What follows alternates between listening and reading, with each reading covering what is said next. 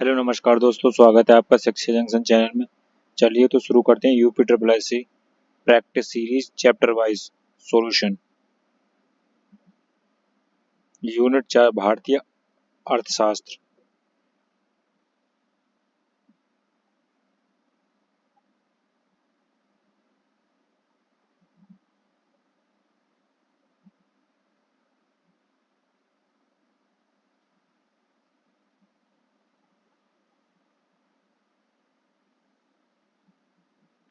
पहला क्वेश्चन है, निम्नलिखित में से कौन सा क्षेत्र भारत का सबसे बड़ा नियोक्ता है?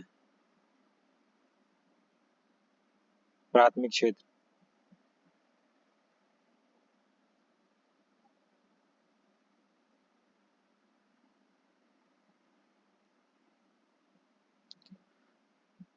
प्राथमिक क्षेत्र भारत का सबसे बड़ा नियोक्ता है। प्राथमिक क्षेत्र अर्थव्यवस्था का वह क्षेत्र है जो प्राकृतिक संसाधनों का सीधा उपयोग करता है। इसमें कृषि एवं पशुपालन, वन उद्योग, मत्स्य पालन, खनन आदि शामिल है। प्राथमिक क्षेत्र में लगभग 51% जनसंख्या कार्यरत है। कितने? 51% जनसंख्या। किसी भी विकासशील अर्थव्यवस्था में प्रारंभिक चरणों में अधिकांश गतिविधियों क्षेत्र से संबंधित होती हैं। प्राथमिक क्षेत्र से किसी भी विकासशील अर्थव्यवस्था वाले प्रारंभिक चरणों की अधिकांश गतिविधियां प्राथमिक क्षेत्र से संबंधित होती हैं। इसके अंतर्गत आता है कृषि, वानिकी, खनन आदि शामिल है। उत्तर प्रदेश की अर्थव्यवस्था पर आधारित है। उत्तर प्रदेश की अर्थव्यवस्था कृषि पर आधारित है। उत्तर प्रदेश राज्य की अर्थव्यवस्था का मुख्य आधार क्या है? कृषि है। 1960 के दशक में गेहूं व धान की उच्च पैदावार वाले बीजों के प्रयोग, उर्वरकों की अधिक उपलब्धता और सिंचाई के इस्तेमाल में उत्तर प्रदेश खाद्य का सबसे बड़ा उत्पादक राज्य बना। हरित लेखांकन ग्रीन काउंटिंग का अर्थ है कि आकलन को ध्यान में रखते हुए देश की राष्ट्रीय आय का मापन।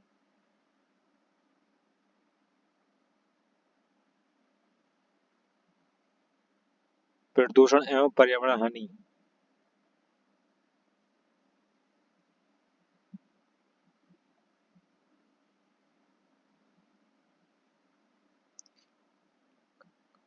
हरित लेखांकन ग्रीन काउंटिंग का अर्थ प्रदूषण एवं पर्यावरण हानि के अवलोकन को ध्यान में रखना है। पर्यावरण अवलोकन के ध्यान में रखना है, रखते हुए देश की राष्ट्रीय आय का मापन करना है। यह राष्ट्रीय आय के एक ऐसी विधि है जिसमें राष्ट्रीय उत्पादन की अभिव्यक्ति को प्रयोग हुआ है। प्राकृतिक प्रदत्त संसाधनों की 6 लागतों को राष्ट्रीय आय में से घटाया जाता है। इन प्राकृतिक संसाधनों को पुनः पूर्ति हेतु कराए जाने प्रयासों पर लगाई गई लागतों को कुल सकल राष्ट्रीय आय के समायोजित किया जाता है। भारत की राष्ट्रीय आय का आकलन करने वाली संस्था है केंद्रीय सांख्यिकी संगठन। भारत की राष्ट्रीय आय का आकलन करने वाली संस्था का नाम केंद्रीय सांख्यिकी संगठन है। इसकी स्थापना कब हुई थी? 1951 में। सीएसओ का मुख्यालय, केंद्रीय सांख्यिकी संगठन सीएसओ का मुख्यालय कहाँ पर है? नई दिल्ली में। इसका मुख्यालय यानी हेडक्वार्टर कहाँ पर? नई दिल्ली में। यह संगठन सांख्यिकी एवं कार्यक्रम क्रियान्वयन मंत्रालय भारत सरकार के अधीन आता है। सेवा क्षेत्र का दूसरा नाम क्या है? सेवा क्षेत्र का दूसरा नाम क्या है? सेवा क्षेत्र का दूसरा नाम तृतीयक टर्चरी सेक्टर है, यानी तृतीय क्षेत्र। सेवा क्षेत्र का दूसरा नाम तृतीय क्षेत्र है। कृषि क्षेत्र को प्राथमिक क्षेत्र का नाम दिया गया है तथा औद्योगिक क्षेत्र को द्वितीय क्षेत्र कहा गया है। जीडीपी को तृतीय क्षेत्र में विभाजित 3 क्षेत्रों में विभाजित किया गया है। प्राथमिक क्षेत्र कृषि, द्वितीय क्षेत्र उद्योग और तृतीय क्षेत्र सेवा यानी सर्विस को। निम्न में से कौन सा भारतीय अर्थव्यवस्था में सर्वाधिक श्रम अवशोषण क्षेत्र है? प्राथमिक क्षेत्र में अधिक श्रम करना पड़ता है। भारतीय अर्थव्यवस्था में सर्वाधिक श्रम अवशोषण क्षेत्र प्राथमिक क्षेत्र है। श्रम अवशोषण क्षेत्र प्राथमिक क्षेत्र है। अर्थव्यवस्था में प्राथमिक क्षेत्र में गतिविधियों की सीधे प्राकृतिक संसाधनों का उपयोग करके किया जाता है। कृषि, मत्स्य पालन, खनन, वानिकी, डेयरी आदि इन क्षेत्रों के उदाहरण हैं। द्वितीय क्षेत्र में औद्योगिक उत्पादन, सूती कपड़ा, विद्युत उपकरण निर्माण आदि गतिविधियां आती हैं। तृतीय क्षेत्र में सेवा क्षेत्र कहा जाता है। इसमें ट्रेन, बैंकिंग, बीमा आदि होता है। तृतीय क्षेत्र में ट्रेन, बीमा ये होता है, सर्विस दी जाती है। और द्वितीय क्षेत्र में सूती कपड़ा उत्पादन, विद्युत उपकरण निर्माण आदि की गतिविधियां की जाती हैं। और प्रथम क्षेत्र में, प्राथमिक क्षेत्र में मत्स्य पालन, कृषि, वानिकी, डेयरी ये होता है। ठीक। सार्वजनिक सार्वजनिक क्षेत्र में सरकार की संपत्ति की मालिक होती है और यह विभिन्न सरकारी सेवाएं प्रदान करने के संबंध में अर्थव्यवस्था का हिस्सा है। ये सब मिला के अर्थव्यवस्था का एक हिस्सा है। नेक्स्ट चलते हैं। मानव पूंजी में निवेश करके द्वारा किया जा सकता है।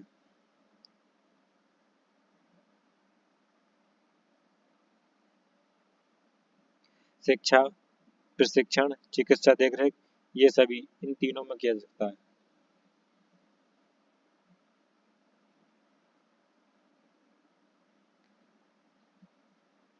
मानव पूंजी में निवेश का आर्थिक विकास में सकारात्मक संबंध है। मानव पूंजी में निवेश के उत्पादन में वृद्धि के साथ साथ उत्पादन की तीव्र दर से बढ़ता है, अतः यह आर्थिक विकास का मूल स्रोत है। मानव पूंजी की नौकरी प्रशिक्षण और शिक्षा के माध्यम प्राप्त कौशल प्रशिक्षण और स्वास्थ्य के रूप में वर्णित किया जाता है। योजना आयोग तथा पंचवर्षीय योजनाएं। योजना आयोग के अंतिम उपाध्यक्ष थे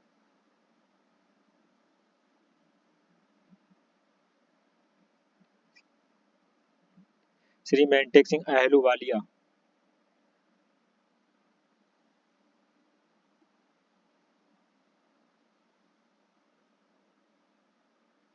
योजना आयोग की स्थापना 15 मार्च 1950 को हुई थी।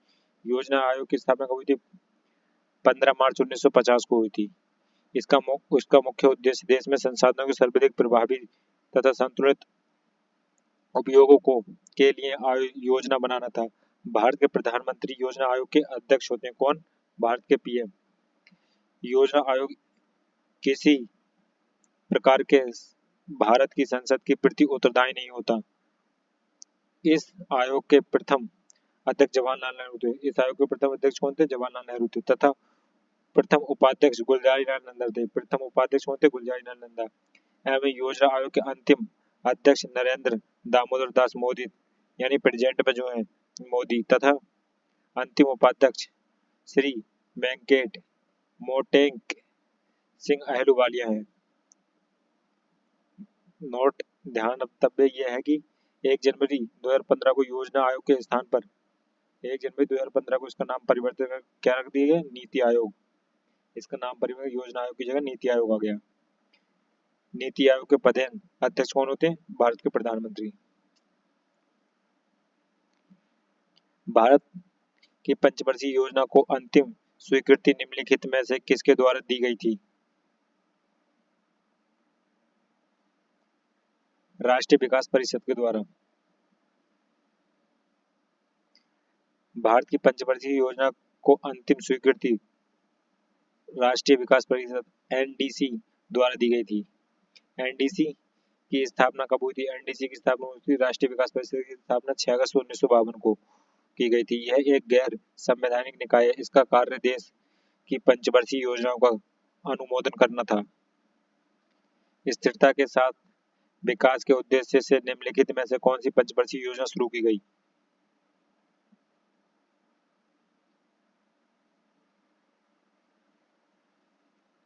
चौथी पंचवर्षीय योजना।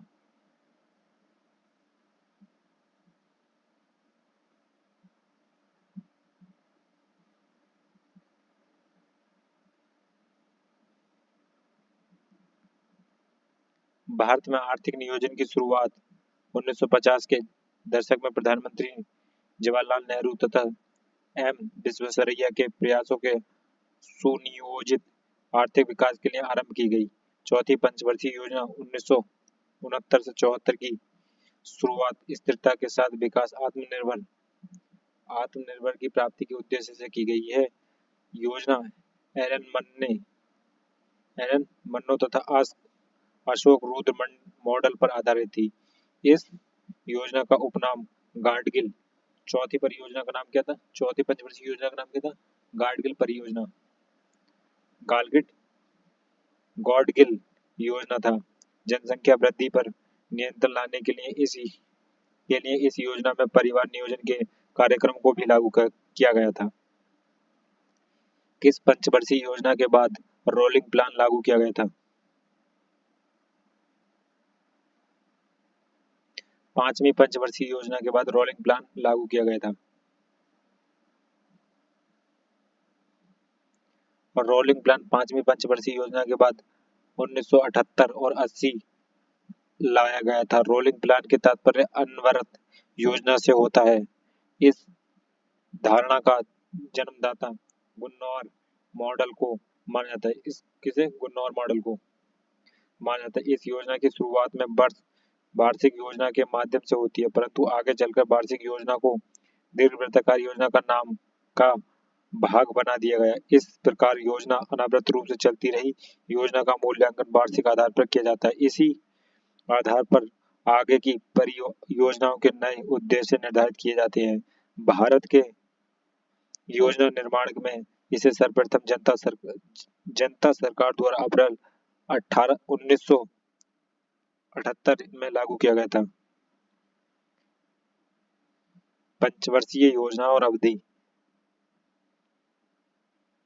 चौथी पंचवर्षीय योजना कब से कब तक चली थी? 1969 से 1974 तक। और पांचवी 1974 से 1979 तक।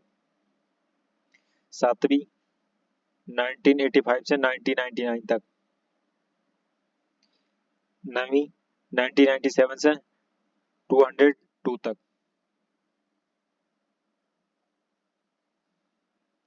भारत में पंचवर्षीय योजना प्रणाली को रूस से अपनाया गया था। उस रूसी नेता का क्या नाम था जिसने पहली बार रूस में पंचवर्षीय योजना के दृष्टिकोण को लागू किया था?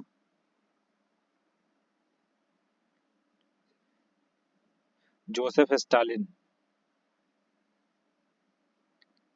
जोसेफ स्टालिन एक प्रसिद्ध रूसी राजनेता थे जिसका कार्यकाल 1924 से 1953 तक रहा। भारत की पंचवर्षीय योजना प्रणाली को रूस से अपनाया गया था। इन्होंने ही पहली बार 1925 ईस्वी में पंच वर्षीय योजना की दृष्टिकोण को लागू किया। किसने? जोसेफ स्टालिन ने। इनके द्वारा किए गए प्रमुख कार्य निम्न है: पंचवर्षीय योजना का निर्माण, कृषि क्षेत्र में सुधार, शिक्षा के क्षेत्र में कार्य आदि।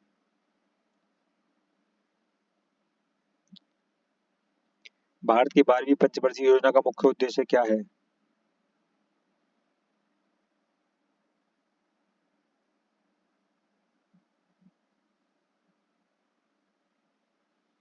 भारत की 12वीं पंचवर्षीय योजना का मुख्य उद्देश्य क्या है? तेज, सतत और अधिक सम्मिलित विकास।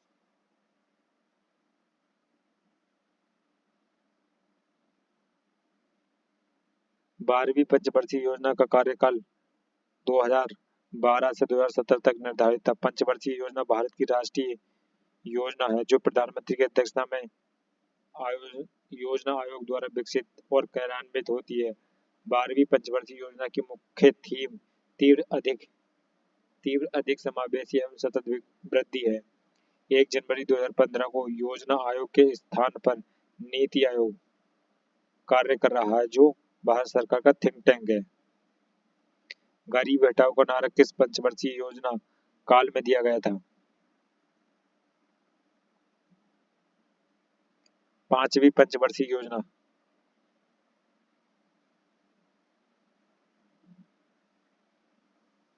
5वीं पंचवर्षीय योजना का टाइम पीरियड 1974 से 1979।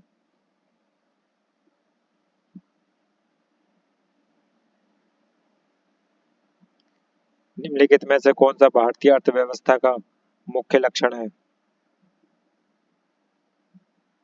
मिश्रित अर्थव्यवस्था। भारत की अर्थव्यवस्था कैसी है? मिश्रित अर्थव्यवस्था। निम्नलिखित में से किसमें व्यक्तियों या व्यक्तियों के समूह के स्वामित्व वाले व्यवसाय शामिल है। निजी क्षेत्र।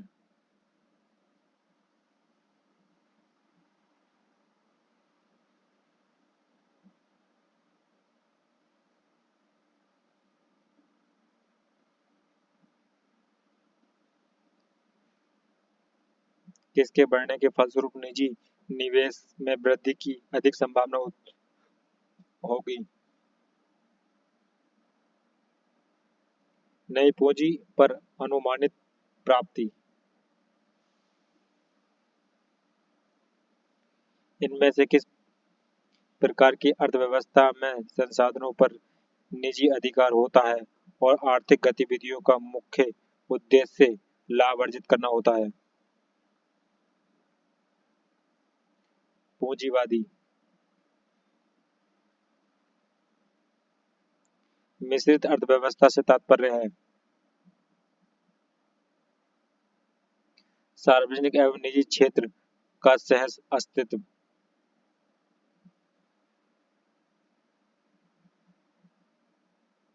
हरित क्रांति। निम्नलिखित में से किस राज्य को हरित क्रांति के लिए भारत में आरंभ स्थल के रूप में चुना गया था? पंजाब।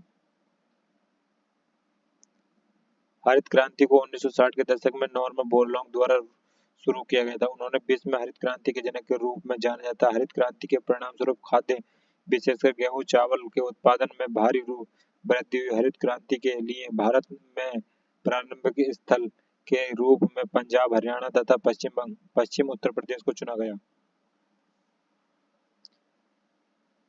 ध्यातव्य है कि भारत में हरित क्रांति की शुरुआत वर्ष 1966 से 1967 में की गई थी। भारत में हरित क्रांति का नेतृत्व मुख्य रूप से एम एस स्वामीनाथन द्वारा किया गया था। इन्होंने भारत में हरित क्रांति के जनक के रूप में भी जाना जाता है।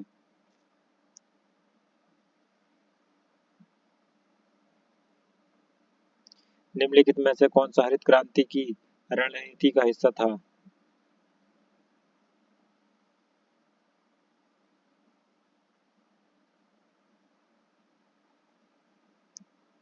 रासायनिक उर्वरक और पीड़कनाशी, उच्च उपज देने वाली किस्म के बीज, सिंचाई, ये सभी थे।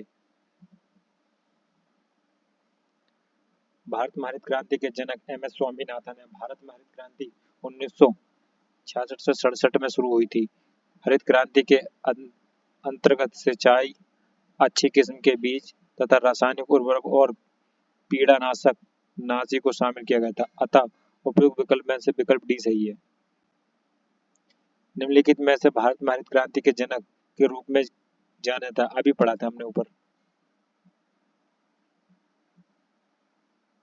आपको बताना है, एम एस स्वामीनाथन को।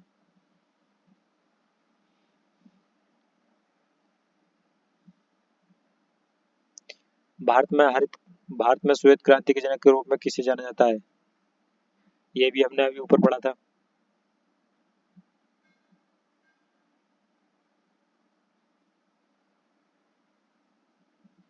डॉक्टर वर्गीज कुरियन को।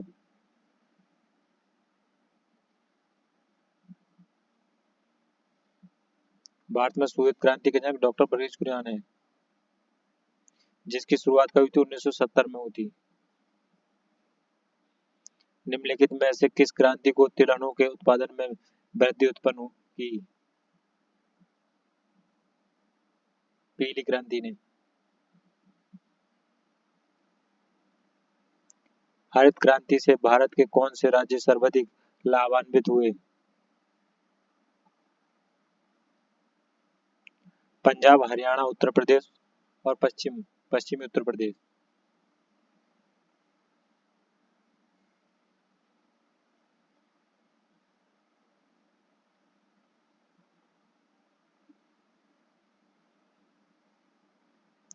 निम्नलिखित में से कौन सुमेलित नहीं है?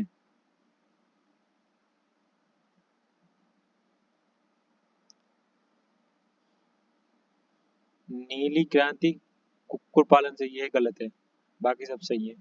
सुनहरी क्रांति उद्यान से, श्वेत क्रांति दूध से, हरित क्रांति कृषि से, ये गलत है, बस बाकी सब सही है। यही हमारा आंसर है।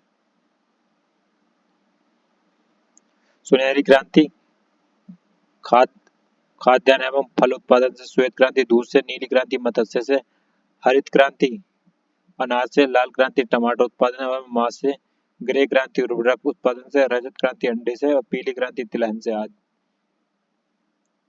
बैंकों का राष्ट्रीयकरण तथा सुधार, जब नकद आरक्षित अनुपात सीआरआर आरबीआई द्वारा बढ़ाया जाता है तो वह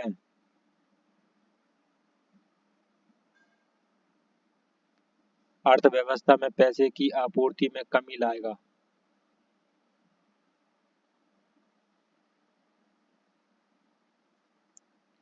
रिजर्व बैंक ने बैंकों और अन्य संस्थाओं को किस दर में परिवर्तन का निर्देश दिया है?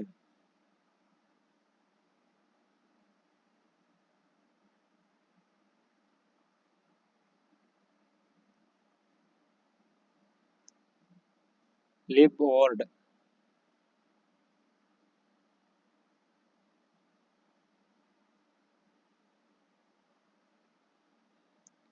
एक सार्वजनिक कृषि कार्यालय के लिए निवेश बैंकर के रूप में कार्य करता है सरकार। जिस दर पर भारतीय रिजर्व बैंक वाणिज्य बैंकों को पैसा उधार देता है उसे कहा जाता है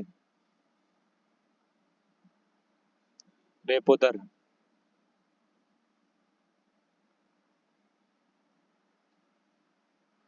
1969 में कितनी मुख्य निजी बैंकों का राष्ट्रीयकरण किया गया था? 14।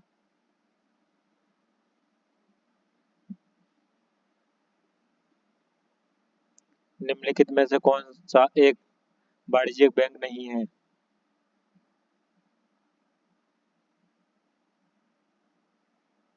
सिडबी।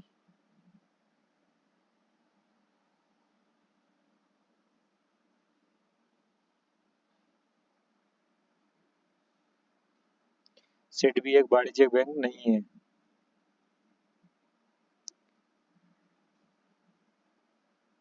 कृषि तथा ग्रामीण क्षेत्रों में वित्त पोषण करके करने वाली एक केंद्रीय या शीर्ष संस्था है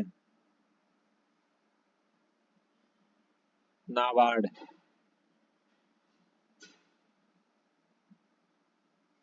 निम्नलिखित में से किस अधिनियम ने बैंकों के राष्ट्रीयकरण के लिए शर्तें निर्धारित की?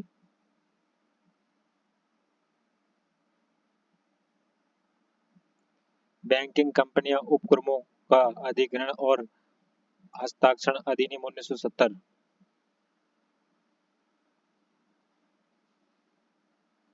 निम्नलिखित में से कौन सी संस्था भारत में मौद्रिक नीति बनाती है? आरबीआई। बैंक दर का क्या अर्थ है?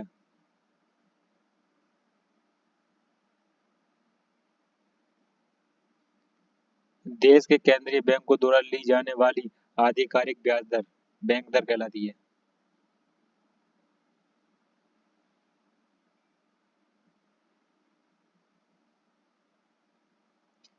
यदि आरबीआई नकद कोषानुपात को घटा दे तो साख्य सृजन पर क्या असर होगा?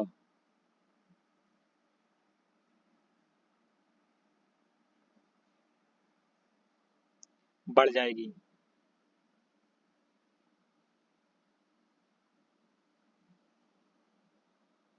100 रुपए का नोट किसके द्वारा हस्ताक्षरित होता है? आरबीआई के गवर्नर के द्वारा। 1 रुपए के 1 रुपए से सभी बड़े नोटों पर आरबीआई के हस्ताक्षर होते हैं, के गवर्नर होते हैं। और 1 रुपए के किसको होते हैं? वित्त सचिव के, वित्त मंत्रालय के वित्त सचिव के हस्ताक्षर होते हैं। भारत में निम्नलिखित में से किस बैंक ने सर्वप्रथम इंटरनेट बैंकिंग सेवाओं की पेशकश की थी?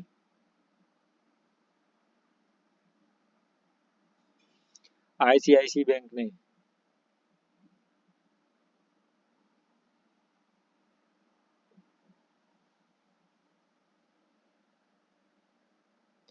भारत में सार्वजनिक क्षेत्रों के बैंकों में सबसे बड़ा बैंक कौन सा है? State bank of India.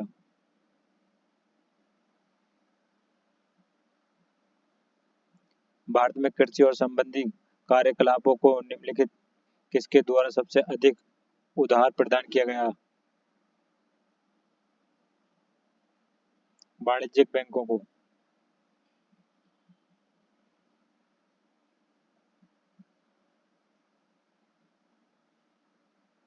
आयात निर्यात एक्जिम बैंक स्थापित हुआ था। एक्जिम बैंक की स्थापना कब हुई थी? 1982 में।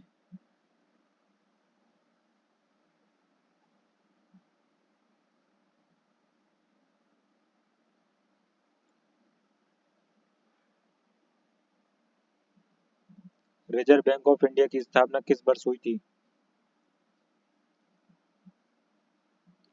1935 में।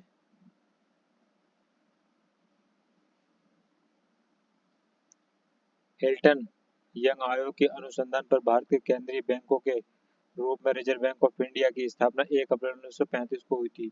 इसका राष्ट्रीयकरण 1 जनवरी 1949 को में किया गया था। सर ऑसबोर्न स्मिथ आरबीआई के प्रथम सर ऑसबोर्न स्मिथ आरबीआई के प्रथम गवर्नर थे तथा इनके प्रथम भारतीय गवर्नर सीडी देशमुख थे। भारतीय गवर्नर कौन थे? सीडी देशमुख।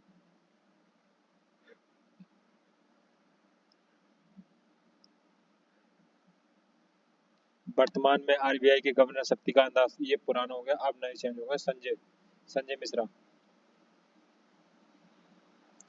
वह कौन सी प्रथम माइक्रोवित्त कंपनी है जो भारत में अगस्त 2015 में एक बैंक के रूप में परिवर्तित हो गई है? बंधन बैंक। ऐसा राज्य जहां कोई क्षेत्रीय ग्रामीण बैंक नहीं है? सिक्किम।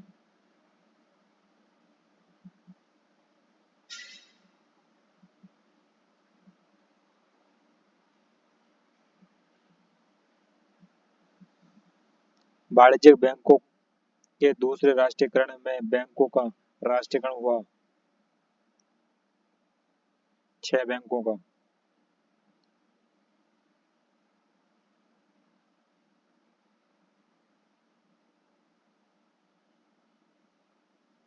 भारत में 14 उन बड़े वाणिज्यिक बैंकों का राष्ट्रीयकरण 19 जुलाई 1969 को किया गया था जिसमें बैंकों की पूंजी की जमा पूंजी 50 करोड़ से अधिक थी। पुनः 15 अप्रैल 1980 को उन छह व्यापारिक बैंकों का राष्ट्रीयकरण किया गया जिनका जमा एवं धनराशि 200 करोड़ से अधिक थी। संसद ने स्टेट बैंक ऑफ इंडिया के साथ सहायक बैंकों को मर्ज करने के लिए स्टेट बैंक निरस्त और संशोधन विधेयक 2017 पारित किया था।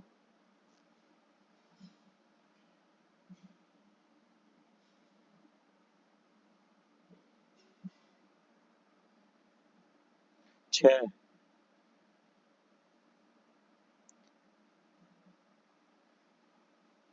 किस अधिनियम में एक ऐसा प्रावधान है जो भारत सरकार को भारतीय रिजर्व बैंक को निर्देश जारी करने का अधिकार देता है?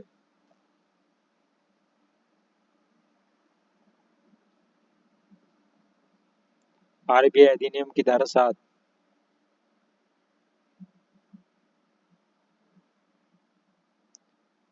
आरबीआई की स्थापना आरबीआई की जब स्थापना हुई तब इसका केंद्रीय कार्यालय किस शहर में स्थित था?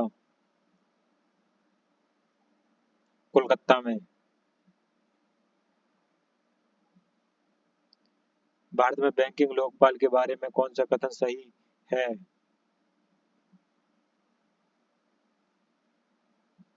Banking Lokpal reserve bank of India द्वारा नियुक्त एक वरिष्ठ अधिकारी है जो ग्राहकों की शिकायतों का समाधान करता है।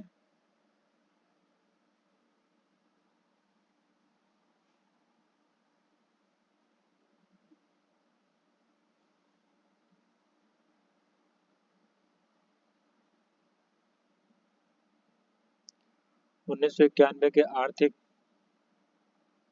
सुधारों के बाद उद्योग विशेष रूप से सार्वजनिक क्षेत्र के लिए आरक्षित थे। परमाणु ऊर्जा उत्पादन 1991 के आर्थिक सुधारों के द्वारा निम्नलिखित में से किस समस्या की ओर ध्यान दिया गया था? विदेशी मुद्रा भंडार में संकट। 1991 में नई आर्थिक शिक्षा आर्थिक नीति एनईपी के तहत उद्देशीकरण और निजीकरण की पहल का प्राथमिक परिणाम निम्नलिखित में से कौन सा था? वैश्वीकरण।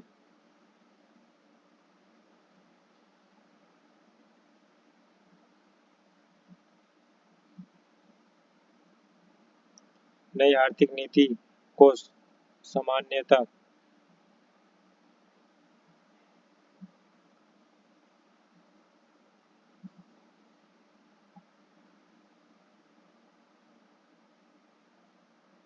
आर्थिक सर्वेक्षण किसके द्वारा प्रकाशित होता है?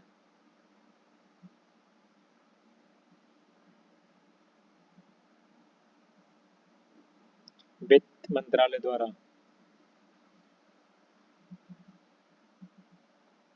भारत में आर्थिक सुधार 1991 के दौरान प्रधानमंत्री कौन थे?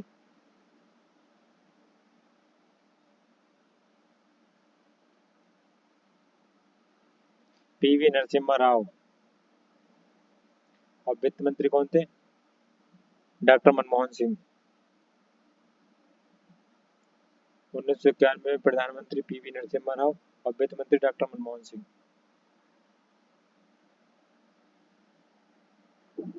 1991 की नई उदार आर्थिक नीति के पश्चात के परिचय के साथ भारतीय अर्थव्यवस्था में इसके अलावा निम्नलिखित सभी के माध्यम से मौजूद आर्थिक समस्याओं को संबोधित किया। औद्योगिकरण।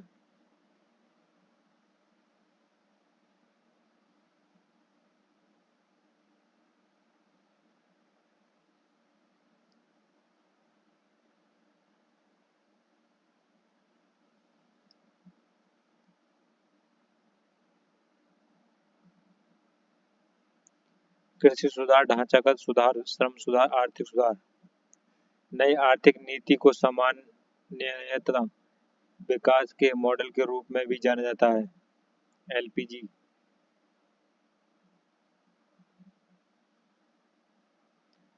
2022 तक किसानों की आय दोगुनी करने के लिए निम्नलिखित में से किसका गठन किया गया?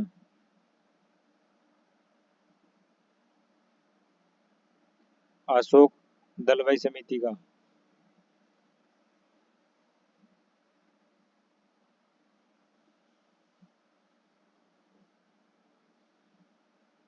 इनमें से किस आयोग ने किसानों के लिए न्यूनतम समर्थन मूल्य अनुशासित करना अनिवार्य बनाया?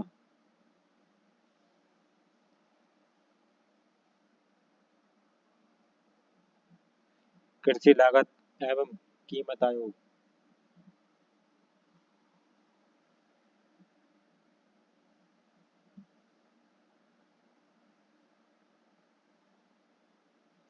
कृषि विज्ञापन की व्यवस्था में सुधार के लिए भारत सरकार द्वारा अपनाए गए 3 नीतिगत उपाय कौन से थे?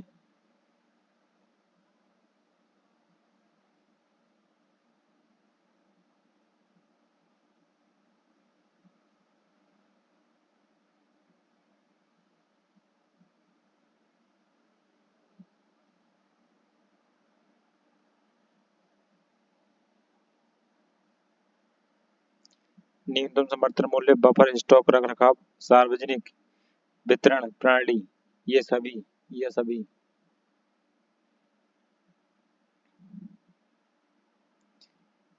एनएफडब्ल्यूपी का तात्पर्य है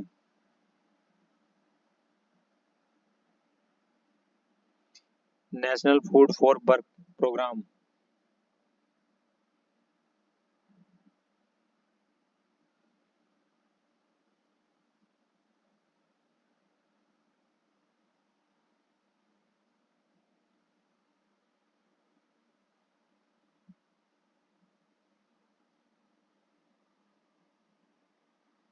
फेमा का पूर्ण रूप क्या है?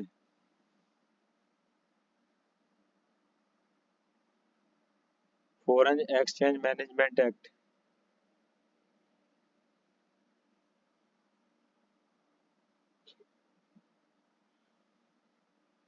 अधिक अन्न उपजाऊ अधिनियम किस वर्ष में प्रारंभ किया गया?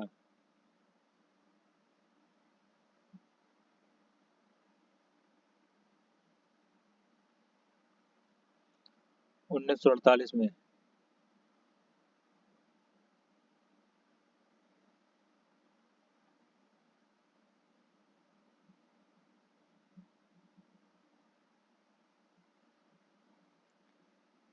सरकार द्वारा ई रकम नामक एक नया प्लेटफॉर्म किस उद्देश्य के लिए शुरू किया गया है?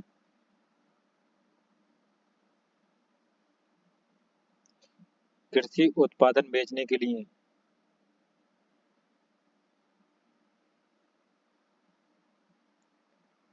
कृषि निर्यात नीति 2018 का लक्ष्य वर्ष 2022 तक भारत के कृषि निर्यात को $, तक बढ़ाना है। 60 बिलियन से अधिक।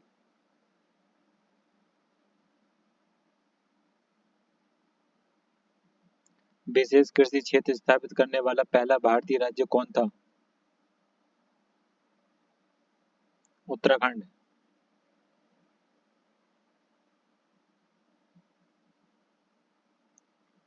इनमें से कौन सा भारत में कृषि विपणन के मुख्य उद्देश्यों में से एक नहीं है? अनुकूल मंडी।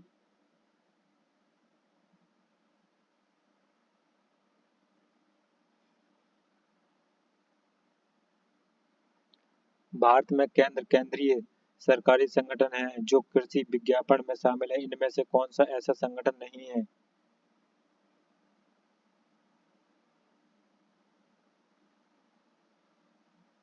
भारत में कृषि निगम।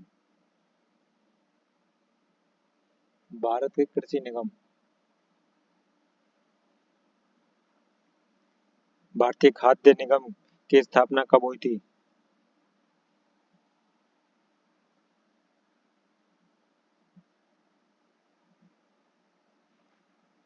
14 जनवरी 1965 में। भारत में कृषि आयकर लगाया जा सकता है। राज्य सरकारों पर द्वारा। राज्य सरकारों द्वारा। कृषि विपणन की आधारभूत संरचना एएमआई कब से प्रभावित हुई?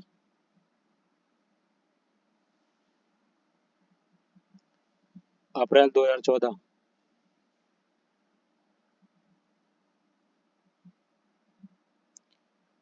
राष्ट्रीय कृषि बाजार एनएएम क्या है?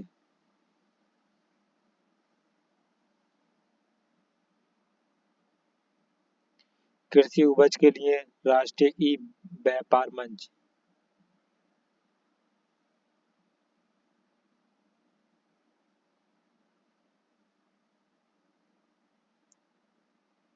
कृषि में नवाचार और उद्यमिता को बढ़ावा देने के लिए उद्देश्य में भारत सरकार स्टार्टअप और उन्हें प्रभावित निवेशकों से जुड़ने में सक्षम बनाने के लिए एक नया कार्यक्रम शुरू किया गया है। इस कार्यक्रम को क्या कहा जाता है?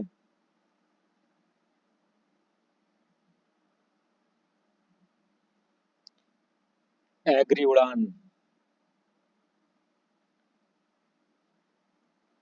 शहरों के बाहर आर्थिक सुअवसर बनाने के लिए मॉडल शहरी आधारभूत संरचना और सेवाएं ग्रामीण केंद्रों में स्थापित करने का प्रस्ताव रखा जाता है।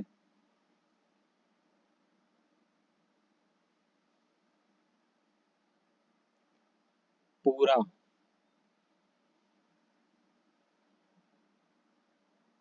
कायाकल्प और शहरी परिवर्तन के लिए अटल मिशन अटल किस मंत्रालय के अधीन है?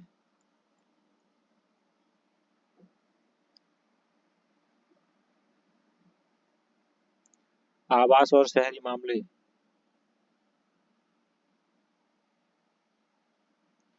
रोजगार के अवसरों की कमी की सबसे सही व्याख्या है? श्रमिक जितना काम करने में सक्षम है उससे कम काम कर रहे हैं।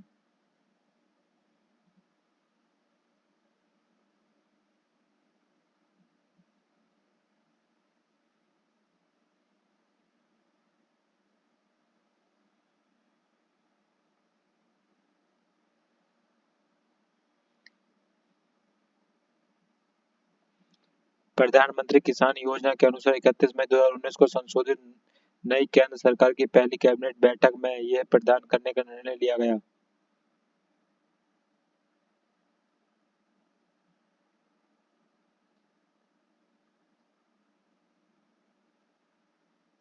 सभी किसानों के प्रति वर्ष 6,000 रुपए।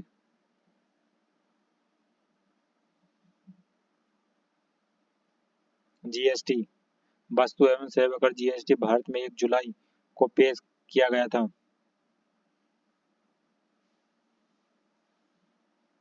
2017 को।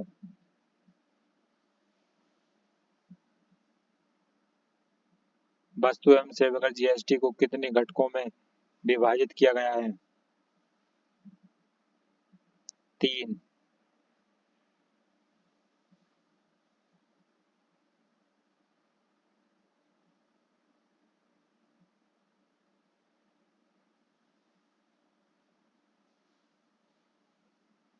वो 3 घटक कौन कौन से? CGST, SGST, IGST. वर्तमान में वस्तु एवं सेवा कर goods and services tax GST नामक नई एक व्यवस्था के लिए उच्चतम प्रतिशत स्लैब कितना है? 28%।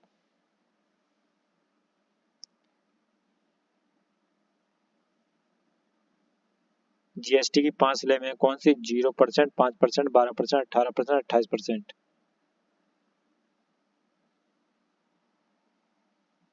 भारत में किस राज्य द्वारा सर्वप्रथम जीएसटी की पुष्टि की गई थी? असम के द्वारा। केंद्रीय वित्त मंत्रालय ने वर्ष 19 फरवरी 2016 के जीएसटी पर बनी राज्यों के बीच मंत्रियों की अधिकार प्राप्ति जीएसटी समिति का अध्यक्ष नियुक्त किया गया था। अमित मित्रा।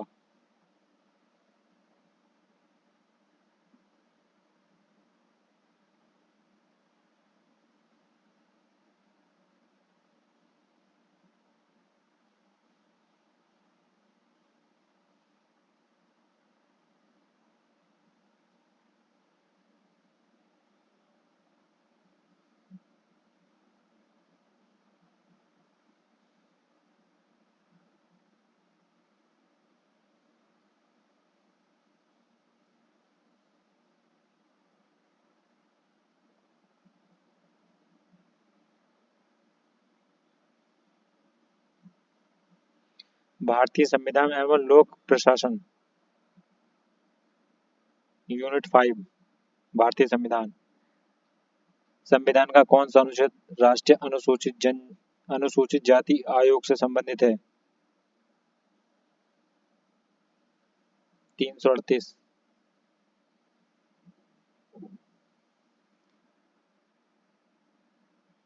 संविधान के किस अनुच्छेद के अनुसार संघ की राजभाषा हिंदी और लिपि देवनागरी है?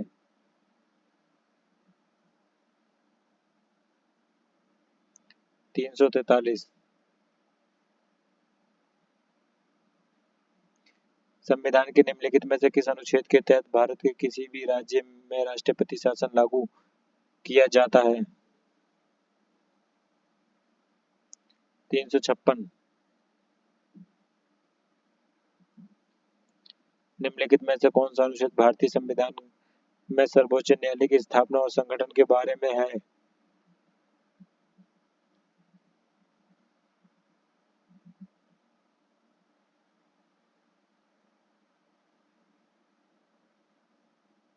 124।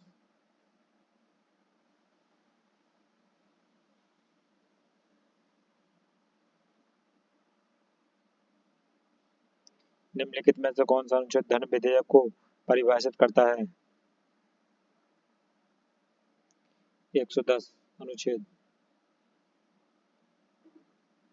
भारतीय संविधान का अनुच्छेद 343 किसके बारे में है? संघ की राजभाषा।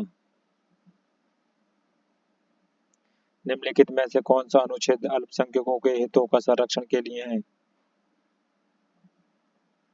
अनुच्छेद 29।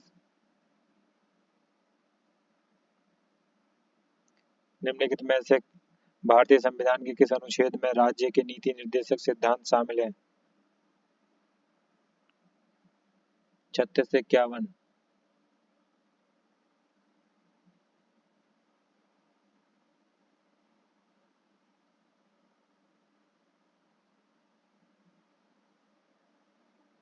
प्रेस की स्वतंत्रता भारत के संविधान के किस अनुच्छेद के तहत निहित है?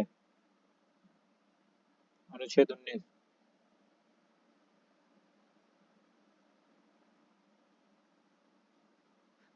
भारत के संविधान में अनुसूचियां हैं 12।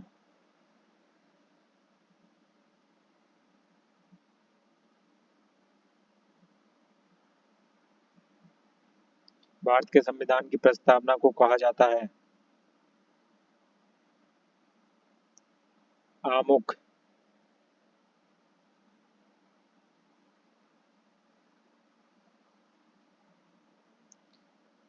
संविधान सभा का प्रथम अधिवेशन कब हुआ था? 9 दिसंबर 1946। भारतीय संविधान का कौन सा भाग और अध्यक्ष संघ और राज्यों के बीच विधायी संबंध के बारे में है? भाग 11 और अध्याय 1। संविधान सभा द्वारा भारतीय संविधान को कब पारित किया गया था? 26 नवंबर 1949।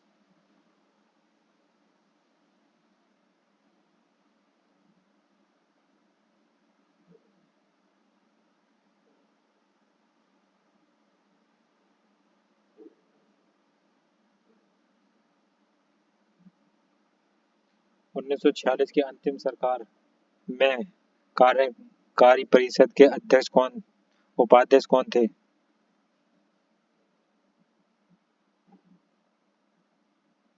Jawaharlal Nehru.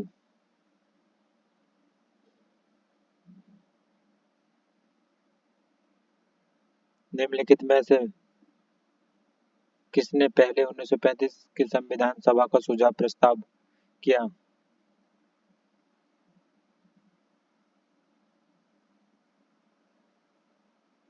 M.N.. Roy.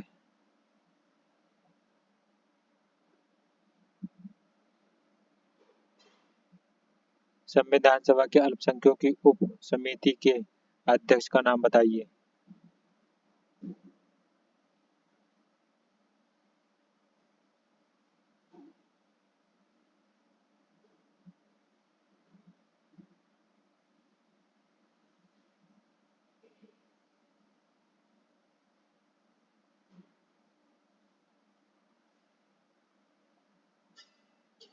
SC. Mukherjee.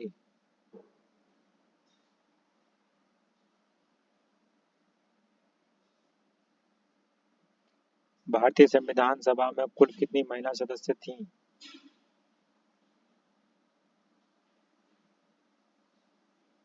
15।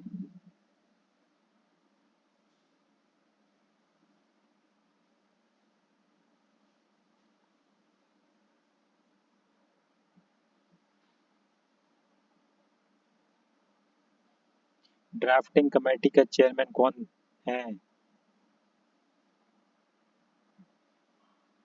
Doctor B R. Ambedkar.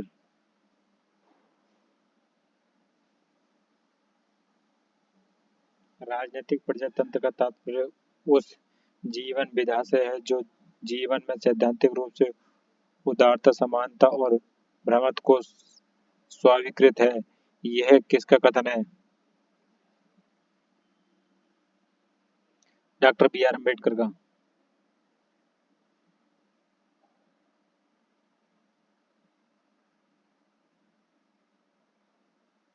भारतीय संविधान की मुख्य विशेषता। भारतीय संविधान में सामाजिक समानता का अर्थ है।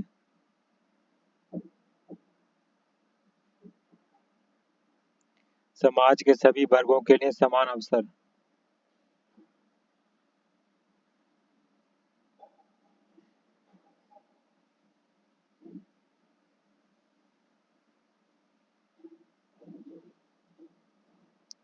निम्नलिखित में से कौन भारतीय संविधान की मुख्य विशेषता नहीं है?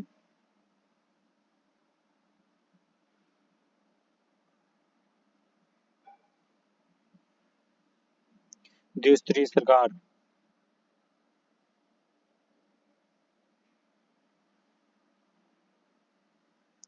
भारतीय संविधान के लिए डीपीएसपी राज्य नीति के निर्देशक सिद्धांत निम्नलिखित में से किस संविधान से प्रेरित हैं?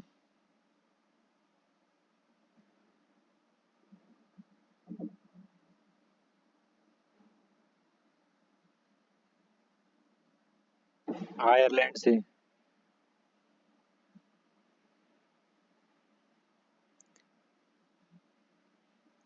भारतीय संविधान के मौलिक अधिकारों की अवधारणा का स्रोत है। मौलिक अधिकार।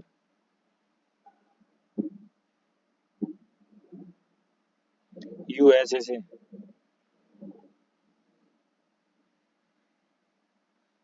भारतीय संविधान के स्वतंत्रता, समानता और बंधुता के आदर्श कहाँ से लिए गए थे?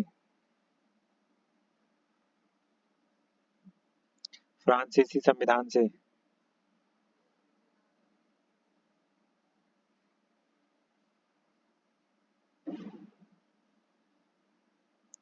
निम्नलिखित में से कौन भारत के संविधान की मुख्य विशेषता नहीं है?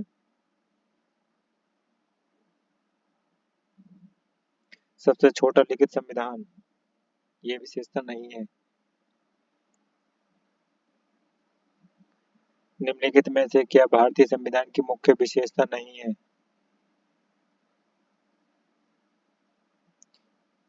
प्रतिबद्ध न्यायतंत्र।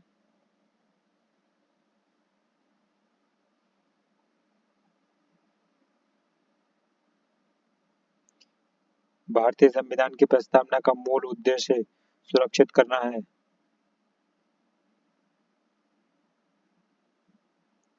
व्यक्ति की गरिमा तथा राष्ट्र की एकता तथा अखंडता को।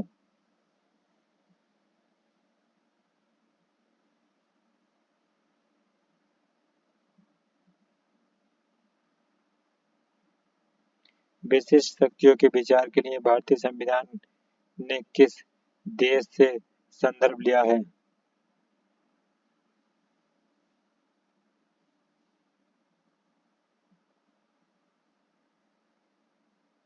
कनाडा से।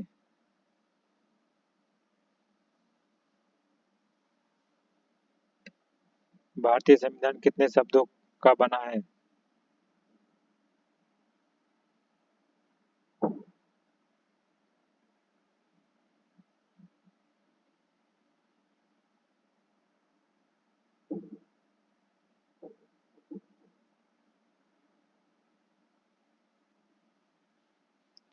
एक लाख 17,000 से बना है, तो जो तो इस ऑप्शन में है ही नहीं। यह लगभग 1,17,369 शब्दों से बना है।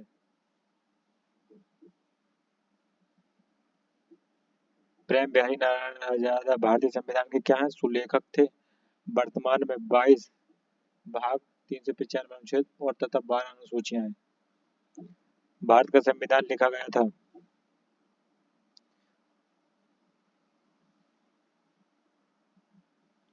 2 वर्ष से अधिक किंतु 3 वर्ष से कम अवधि में।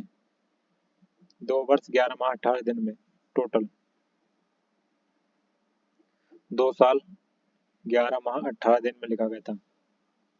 कुल प्रारूप 114 दिन बहस हुई तथा संविधान का निर्माण लगभग 64 लाख रुपए में हुआ। कम से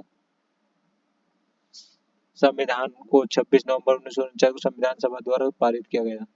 संविधान को 26 नवंबर को संविधान दिवस के रूप में मनाया जाता है। भारतीय संविधान अपने नागरिकों को की समानता का वचन देता है। हैसियत और अवसर।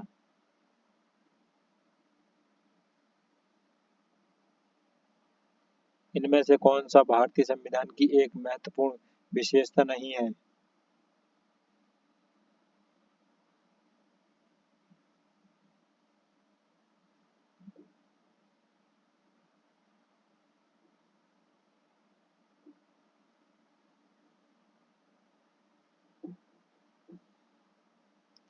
इसे राज्य के राज्यपाल, सांसदों और विधायकों के परामर्श से संशोधित किया जा सकता है।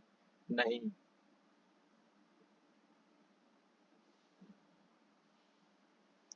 निम्नलिखित में से किसको संविधान की आत्मा के रूप में माना जाता है? प्रस्तावना को।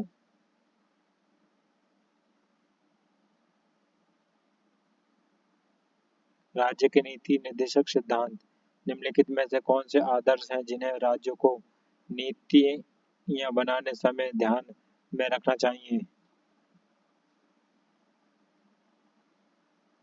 राज्य के नीति निर्देशक सिद्धांत।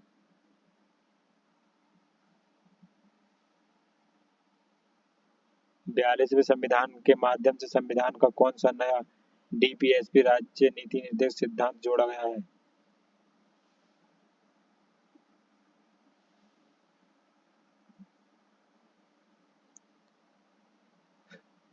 समान न्याय और निःशुल्क विधिक सहायता।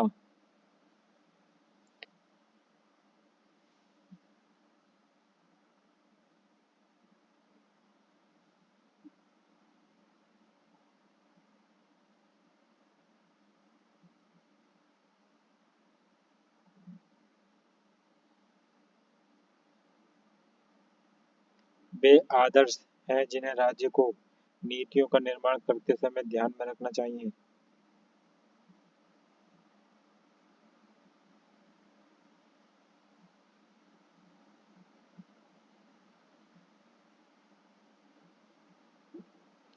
राज्य के नीति निर्देशक सिद्धांत। निम्नलिखित में से कौन भारतीय नागरिकों को आर्थिक न्याय प्रदान करता है? राज्य के नीति निर्देशक सिद्धांत।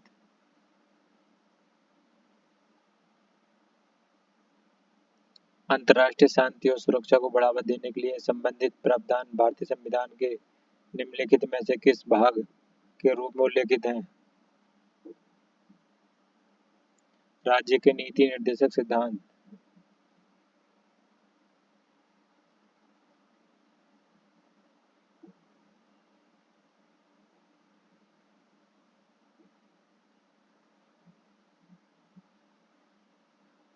समान कार्य के लिए समान वेतन भारत के संविधान के सुनिश्चित किया गया है। एक।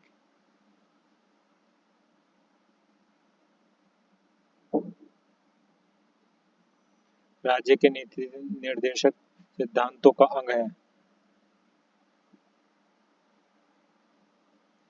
भारत के संविधान में कल्याणकारी राज्यों का आदर्श इसमें प्रतिष्ठित है।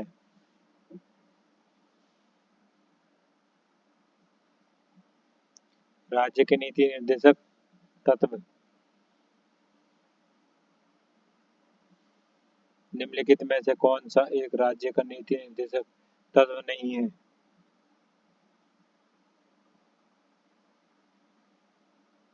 14 वर्ष की आयु तक के बच्चे को निःशुल्क शिक्षा।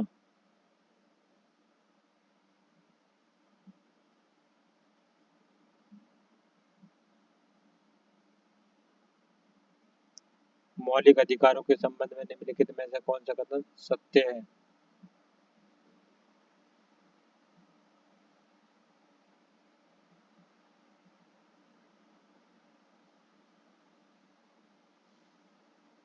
मौलिक अधिकारों को केवल राष्ट्रीय आपातकाल दौरान ही निलंबित किया जा सकता है। हाँ, ये ठीक है।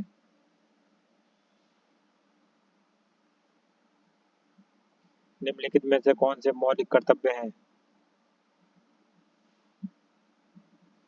ये सभी।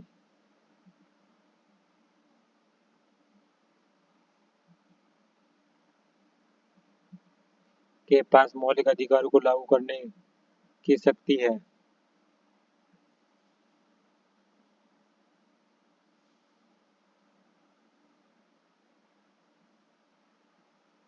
संसद सदस्यों के पास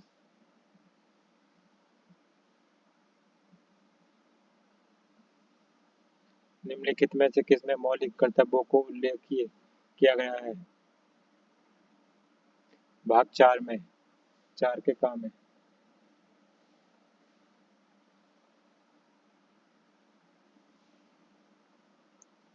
मौलिक कर्तव्यों से संबंधित अनुच्छेद 51(1) को संविधान में द्वारा शामिल किया गया था।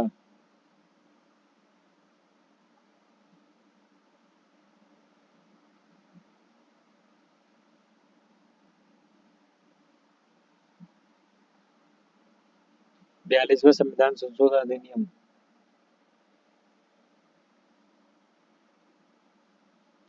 निम्नलिखित में से कौन सी उपयोगी समिति ने मूल कर्तव्यों को संविधान में मौलिक सम्मिलित करने का सुझाव दिया है?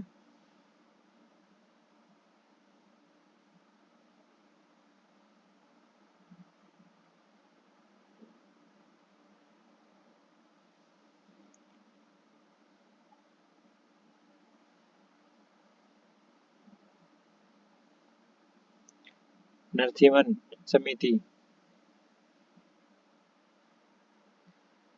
सूची 1 को सूची 2 से सम्मिलित कीजिए और नीचे दिए कोटों का सही उत्तर चयन करें। सूची 1 सूची 2।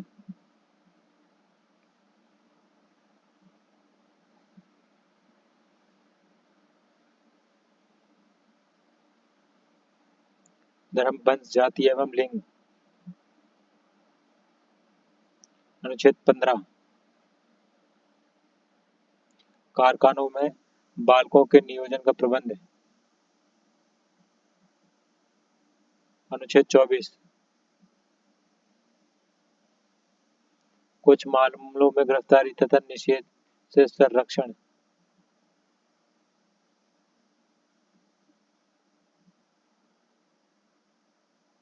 अनटचेबिलिटी 17।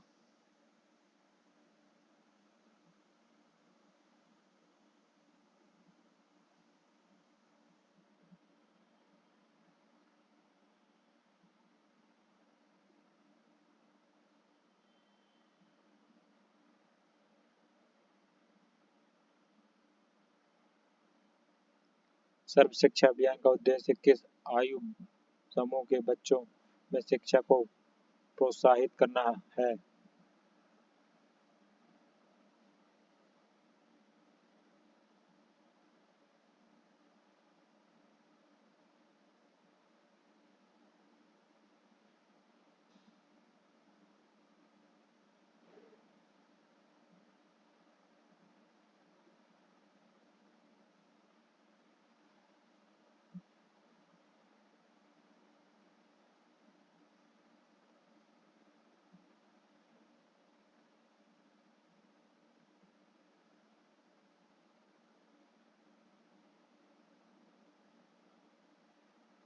छह से 14 वर्ष के बच्चे।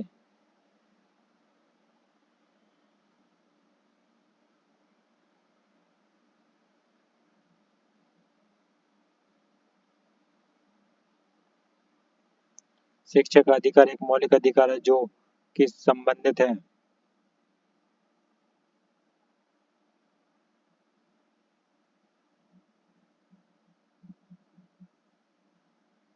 अनुच्छेद 21 का ए से भारतीय संविधान का निम्नलिखित में से कौन सा अनुच्छेद मानव में क्रय विक्रय तथा जबरदस्ती मजदूरी करने पर प्रतिबंध लगाता है?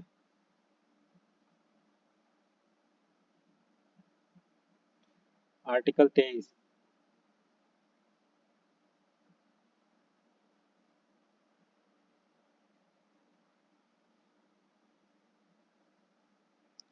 कौन सा मौलिक अधिकार अल्पसंख्यकों के हितों में संरक्षण की बात करता है? सांस्कृतिक और शिक्षक अधिकार।